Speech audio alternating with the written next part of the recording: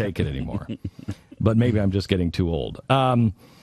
Stockman, the representative here in Texas, Steve Stockman, has just sent a letter to the White House asking the president if he authorized any payment to the terrorist group that was holding Bergdahl. Have you read this story yet? Apparently, there's never been a Westerner that has been released by this network before unless they receive a large payment.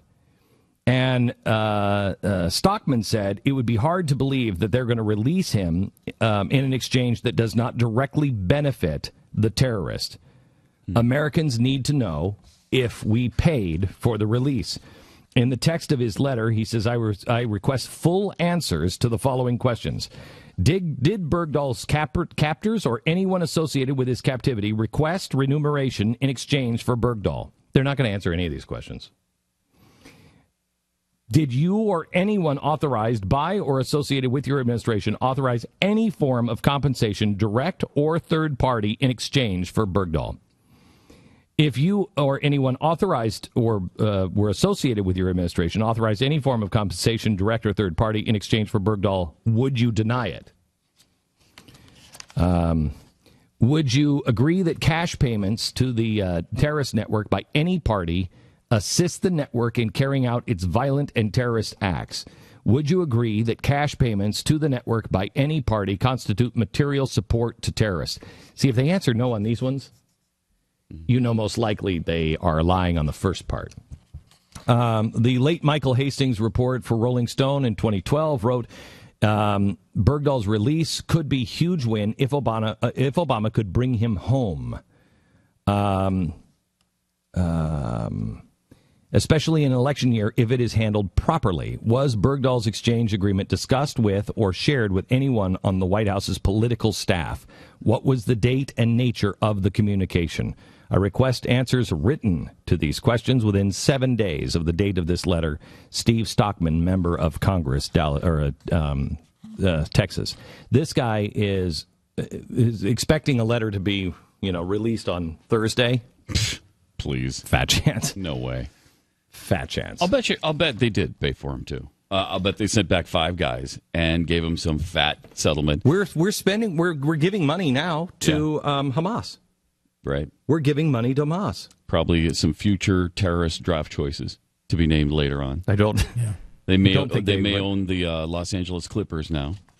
Wouldn't that be something if the Haqqani tribe were in full control of the L.A. Clippers? Imagine the racist tapes that would come out of those.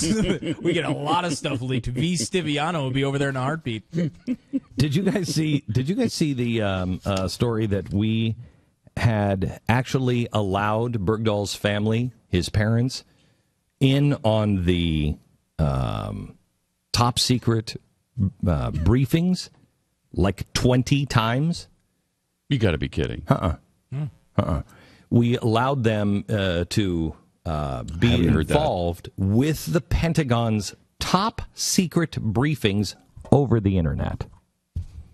Oh, they Skyped him in? Yeah, Skyped him in to listen so in. they could watch it all. And people are now saying that, former people crazy. from the Pentagon said so wildly inappropriate and so wildly wrong. This is that's interesting. It kind of explains this a little bit of why this happened, and that it seems like you'd think Obama has liked this story and probably does feel something special for this soldier because he's more aligned with how Obama would be as a soldier. Yeah. A guy who he's very conflicted about what he's doing. He's over there he doesn't actually believe in a lot of the stuff that they're doing. It kind of does connect, and maybe this was a long-term thing he really believed in and didn't care. I think this is a guy that the president actually absolutely identifies with. Think of him.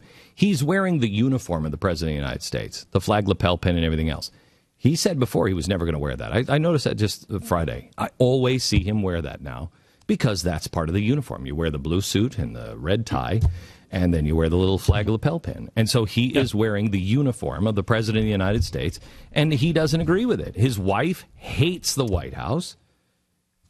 they live there because that's where the president is supposed to live. He does the things. He's not. I mean, the guy is such a sellout. He doesn't believe this stuff. He campaigned against all of this stuff, but he's the mouthpiece, and so he became the president of the United States. And I am convinced the guy really doesn't know a lot of this stuff. I'm really convinced he hears about a lot of this stuff in the news because he's playing golf all the time. What does he do? He gets in at sometimes 9, 10 o'clock in the morning. He's gone by 5. What does he do? He gives speeches. He doesn't write the speeches himself. I'm not convinced he is all that engaged in the policies. But on something like this, he does take special interest. Well, one of the first press conferences where he said the police acted stupidly.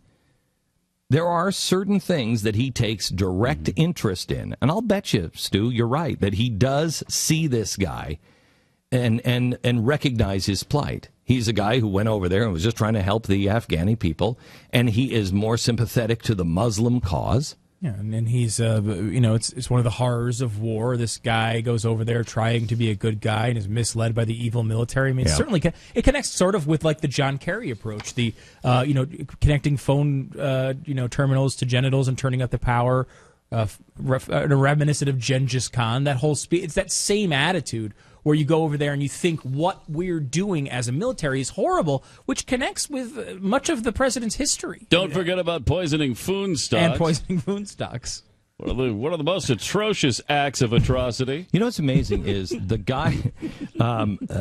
guys who are in the White House and in the administration and running this government. The reason why it's being run so horribly is because they don't have any idea how to run a government, how to run a business, how to do anything. They are academics who have never done anything before in their life, and they're also they're revolutionaries.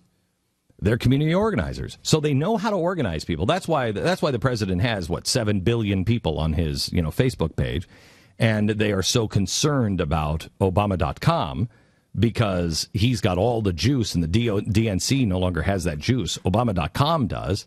So he's got all the names and addresses, and he knows how to organize. But that's pretty much it. They are community organizers and revolutionaries and academics. So they can write great papers, they can organize, and they can blow things up.